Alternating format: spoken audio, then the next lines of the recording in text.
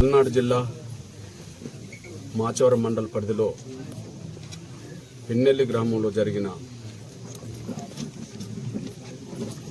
మందా salmon హత్యను Madiga reservation పోరాట సమితి తీవ్రంగా ఖండిస్తున్నది.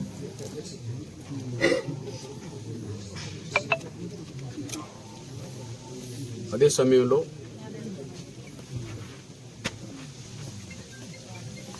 ఈ గ్రామంలో కానీ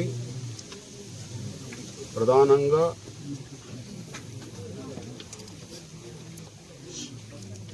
ఈ గురిజాల నియోజకవర్గంలో కానీ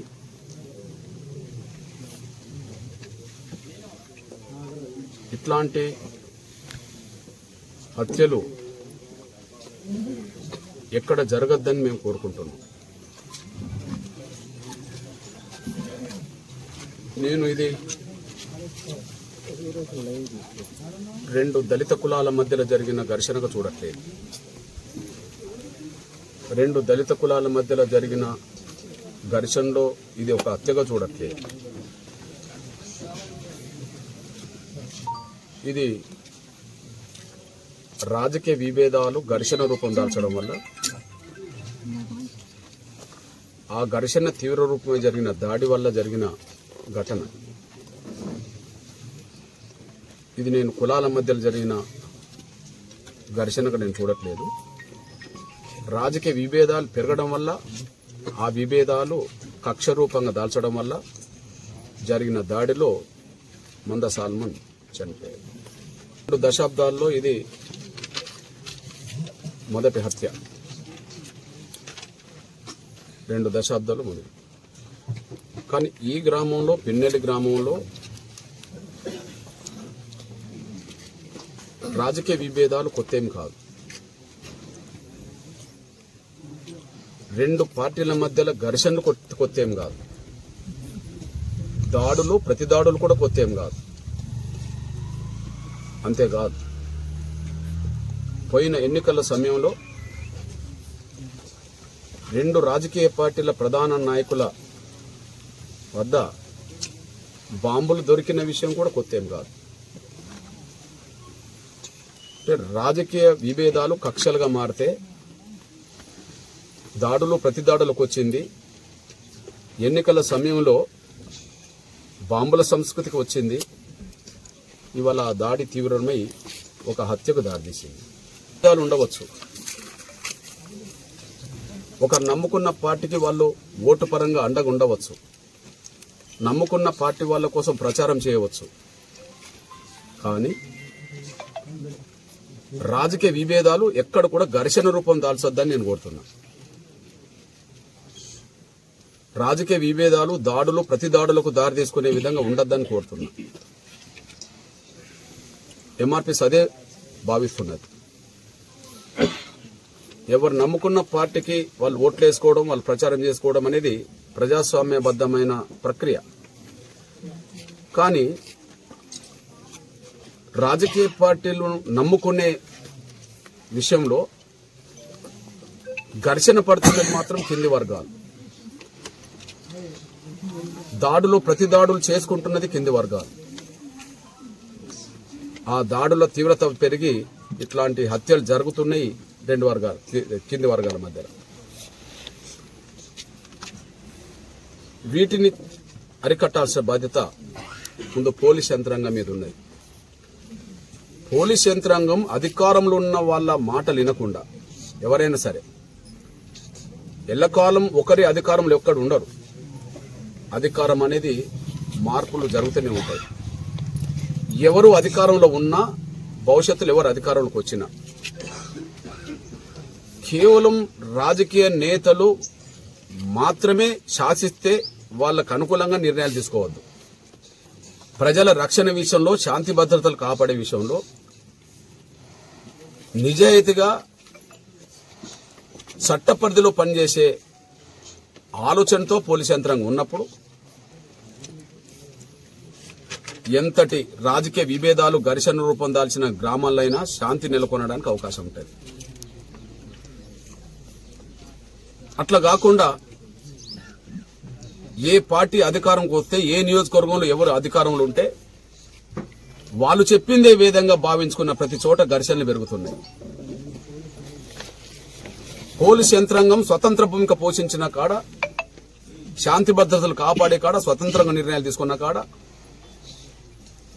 ఘర్షణలు తగ్గుతున్నాయి. కాబట్టి నేను ముఖ్యంగా చెప్తున్నది పోలీస్ యంత్రాంగ ఉన్నతాధికారులకు, అధికారం అనేది ఎవరి దగ్గర ఎల్లకాలం ఉండదు. అధికారం అనేది మార్పులు చేర్పులు జరుగుతూనే ఉంటాయి. ఎంఆర్పీఎస్ ఆవిర్భావం కంటే ముందు ఇప్పటి వరకు జరిగిన 30 ఏళ్ల ప్రయాణంలో అధికారంలో వచ్చారు, పోయిన వాళ్ళు చాలా మంది ఉన్నారు, మరి అధికారం ఉన్న వాళ్ళు ఉండవచ్చు. రేపు ఈ అధికారం కూడా ఎప్పుడు కూడా ఎవరికి శాశ్వతం కాదు. కానీ పోలీస్ యంత్రాంగం అనేది వాళ్ళ విధులు, వాళ్ళ మాన్యువల్ వాళ్ళకున్నది. బట్ వాళ్ళ విధులు, వాళ్ళ మాన్యువల్ ప్రకారంగా చట్టపరంగా పనిచేస్తే ఎక్కడైనా ఈ ఘర్షణలు నివారించవచ్చు, ఎక్కడైనా భవిష్యత్తులో ఘర్షణలు జరగకుండా చూసుకోవచ్చు. పార్టీ అధికారంలో ఉంటే రాజకీయ కక్షలు బలంగా ఉన్న గ్రామంలో అధికారం లేని వాళ్ళు ఏ కులం వాళ్ళైనా ఊరు వదిలిపోతున్నారు. ముఖ్యంగా ఈ నియోజకవర్గం మాచర్ల నియోజకవర్గం. టీడీపీ అధికారంలో ఉన్నప్పుడు వైసీపీ వాళ్ళు గ్రామాలు వదులుతుండ్రు, వైసీపీ అధికారం ఉన్నప్పుడు టీడీపీ వాళ్ళు గ్రామాలు వదులుతుండ్రు. కానీ రాయలసీమలో ఫ్రాక్షనిజం తగ్గుతున్నది, రాయలసీమలో ఫ్రాక్షనిజం తగ్గుతున్నది. కానీ ఫ్రాక్షనిజం లాంటి మనస్తత్వం గురజాల అంటూ మాచర్ల నియోజకవర్గంలో కొనసాగుతున్నది. ఈ రాష్ట్రానికి ముఖ్యమంత్రిగా ఉన్న గౌరవ చంద్రబాబు నాయుడు గారి రాయలసీమే, ప్రతిపక్ష నాయకుడిగా ఉండబడే గౌరవ వైఎస్ జగన్మోహన్ రెడ్డి గారి రాయలసీమే. వీళ్ళిద్దరూ అధికారం కోసం మాత్రమే రాజకీయ పోరాటం చేస్తున్నారు. వీరిద్దరూ అధికారం కోసం మాత్రమే రాజకీయ పోరాటం చేస్తున్నారు. వాళ్ళిద్దరు కొట్టుకోవట్లేదు, వాళ్ళిద్దరు ఒకరి మీద ఒకరు దాడులు చేసుకోవట్లేదు, వాళ్ళిద్దరు ఒకరినొకరు సంపుకునే ప్రయత్నం చేస్తలేరు. కానీ రాయలసీమ నుంచి అధికార పక్షం ప్రతిపక్షం ఉంటది, అక్కడ మాత్రం దాడులు బాంబులు వేసుకునే సంస్కృతి తగ్గుతుంది. గురజాలలో మాచర్లలో మాత్రం పెరుగుతుంది. ఈ దాడులు ప్రతి దాడుల్లో ఎక్కడ చూసినా కూడా పేద వర్గాలే బలవుతుంది.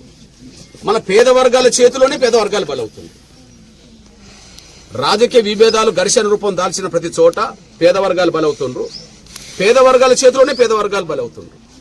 అందుకు లేటెస్ట్ మందా సాల్మన్ హత్య. ఇక్కడ ప్రస్తుతం ఎమ్మెల్యే గెలిచింది, ఇంతకుముందు ఎమ్మెల్యేగా ఉన్నది ఆడ అధికార ప్రతిపక్షం సంబంధించిన వాళ్ళు, ఒకరు చంద్రబాబు నాయుడు, ఒకరు జగన్మోహన్ రెడ్డి. ఇక్కడ అధికార పక్షం సంబంధించిన వాళ్ళు ఒకరు శ్రీనివాసరావు లేదా మహేశ్వర్ రెడ్డి. అర్థమైంది అనుకుంటా మీకు. ఇక్కడ వీళ్ళిద్దరు ప్రత్యక్షంగా ఎదురుదాడి చేసుకోరు, ఆడ ప్రత్యక్షంగా ఇద్దరు ఎవరు ఎక్కడ ఎదురుదాడి చేసుకోరు. ఇక్కడ మాత్రం వాళ్ళు నమ్ముకున్న వాళ్ళు మాత్రం కత్తులు పట్టుకోవాలి, కటార్లు పట్టుకోవాలి, బాంబులు పట్టుకోవాలి. వాళ్ళ కోసం ఇక్కడ మాత్రం వాళ్ళు నమ్ముకున్న వాళ్ళు మాత్రం కత్తులు పట్టుకోవాలి, కటార్లు పట్టుకోవాలి, బాంబులు పట్టుకోవాలి. వాళ్ళ కోసం వీళ్ళు చచ్చిపోవాలి, వాళ్ళ కోసం వీళ్ళు జైలుకి వెళ్ళాలి. ఒకరు చచ్చిపోయేట వాళ్ళు అవుతాండ్రు, ఒకరు జైలుకి వెళ్ళటం అవుతుండ్రు. వాళ్ళు మాత్రం ఉంటే అధికారం ఉంటుండ్రు, లేదా ప్రతిపక్షం ఉంటుండ్రు. ఇక నేను ఎస్పీ గారికి, కలెక్టర్ గారికి ప్రధానంగా ఈ 2 నియోజకవర్గాలు విజ్ఞప్తి చేస్తున్నాను. నేను ఏది గురజాల అండ్ మాచర్ల నియోజకవర్గం విజ్ఞప్తి చేస్తున్నాను. ఇంకెక్కడన్నా ఇట్లాంటి వివిధ నియోజకవర్గాలు 1-2 గ్రామాల్లో ఉన్నా కూడా అక్కడ కూడా విభేదాలు తగ్గించే విధంగా మోటివేషన్ కార్యక్రమం చేపట్టాలని నేను కోరుతున్నాను. ఇక రెండోది, గ్రామాల్లో ఘర్షణ పడద్దని చెప్పి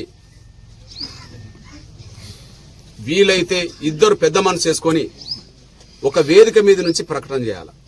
ఇక్కడ ఎమ్మెల్యే, మాజీ ఎమ్మెల్యే,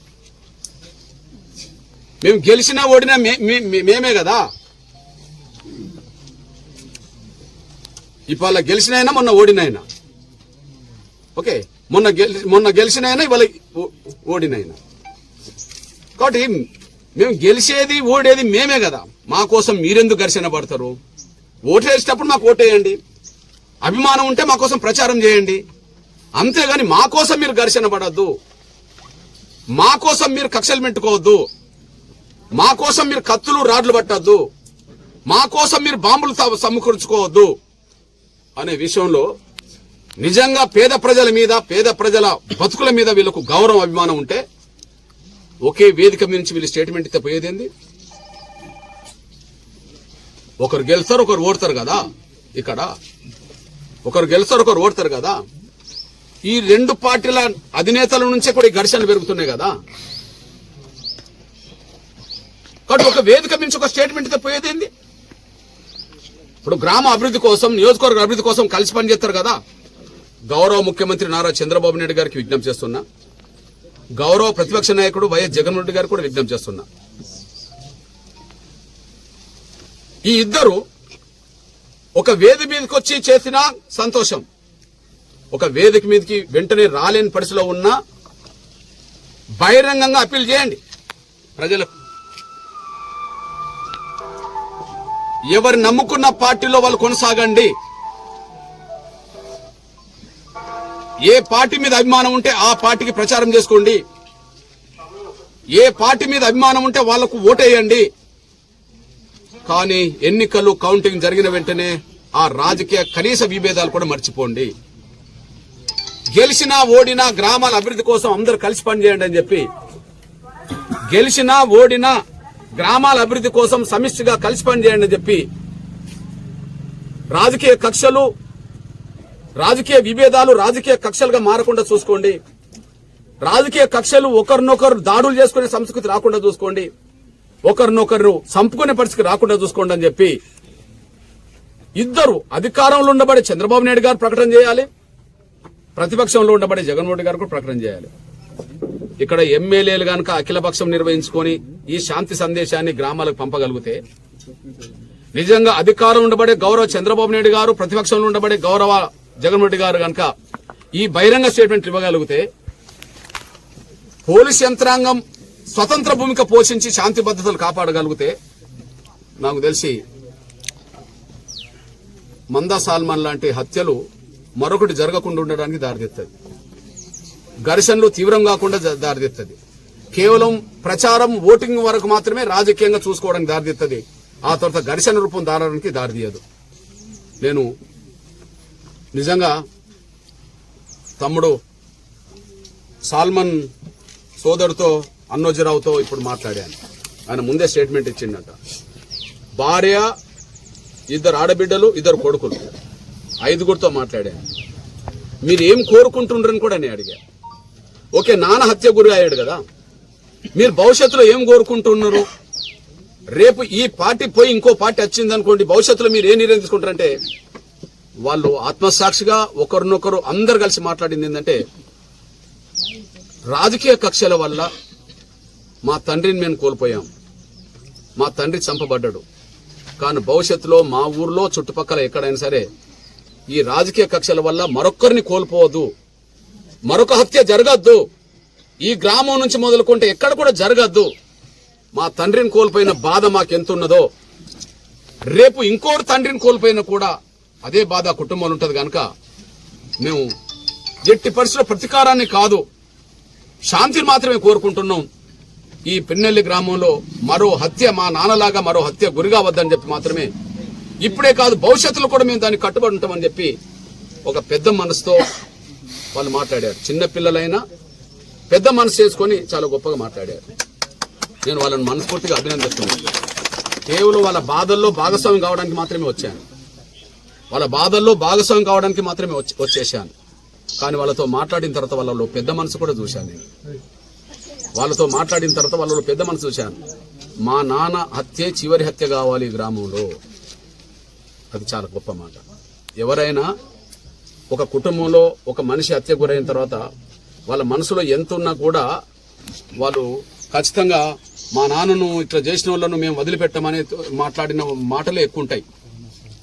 కానీ ఇక్కడ మా నాన్న హత్యే చివరిది కావాలి, ఇంకెప్పుడు కూడా ఇట్లాంటివి జరగొద్దని మేము కోరుకుంటున్నామని చెప్పి, నిజంగా మందా సాల్మన్ భార్య అదే చెప్పింది, ఇద్దరు కొడుకులు అదే చెప్పారు, ఇద్దరు ఆడబిడ్డలు అదే చెప్పారు, తమ్ముడు అన్నోజీరావు కూడా అదే చెప్పారు. ఆ విషయంలో నేను వాళ్ళని అభినందిస్తున్నా. కుటుంబాన్ని ఆదుకునే విధంగా నిర్ణయాలు తీసుకోవాలి. రాజకీయాలు చూడొద్దు, రాజకీయ విభేదాలు చూడొద్దు. రాజకీయాలు చూడొద్దు, రాజకీయ విభేదాలు చూడొద్దు. చంపబడ్డది ఒక పేద దళిత కుటుంబం బిడ్డ చంపబడ్డాడు. ఆ కుటుంబాన్ని ఆదుకునే దిశగా ఎంత వీలైతే అంత పెద్ద మొత్తంలో ఆదుకునే దిశగా ముఖ్యమంత్రి చొరవ తీసుకోవాలి, ముఖ్యమంత్రి ముందుకు రావాలి, ఇక్కడ ఎమ్మెల్యే చొరవ తీసుకోవాలి, కలెక్టర్ కూడా ఈ కుటుంబాన్ని ఆదుకునే దిశగా ముందుకు రావాలని చెప్పి నేను విజ్ఞప్తి చేస్తున్నా. నా విజ్ఞప్తిని పరిశీలిస్తారని చెప్పి ఆశిస్తున్నాను.